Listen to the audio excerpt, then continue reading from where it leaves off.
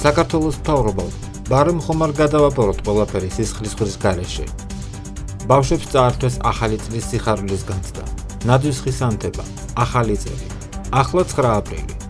აღარაფერს ვამბობ იმაზე, რომ მთელი საქართველო ყავთ დატყვევებული. რა ვიცი, აქეთ არაფერი იცვლება და გიყურებთ, როგორი გალაღებულები ხართ კაბინეტებში. კარგად გაქვთ ყველაფერი? კარგია არა? მარტო მე არ მაქვს ეს განცდა. ქართული ოცნების ლიდერშიპს მივმართავ. ერთს ამბობდე და მეორე ხელით მტერს ელოლიავებოდე?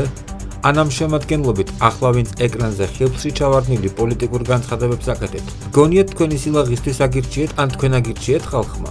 პირადად რომ ცოდნოთ და ასე კვერცხის ნაჭუჭში ჩაიმალებოდით, თან ქართული ოცნების მხარდამჭერს გადამივლიდით და დამარხვას დამეპირებდით, მხარს დაგიჭერდით თქვენ?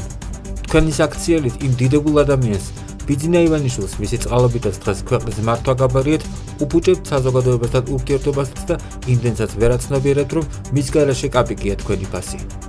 თავმომტონეთ მდგარი პარაკლისის მერე მემორიალიც კი ვერ შეამკეთ ყვავილებით. სამაგიეროდ ამერიკის ელჩი დანიგანი იყო.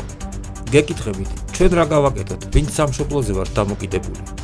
ვისთვისაც ივანიშვილის ნდობა უპირველესია და მას არ დავაღალატებთ თქვენი უმსგავსობის გამო. არც არასამთავრობო ვართ და არც დამფინანსებლები ყავს სხვადასხვა ჯურის.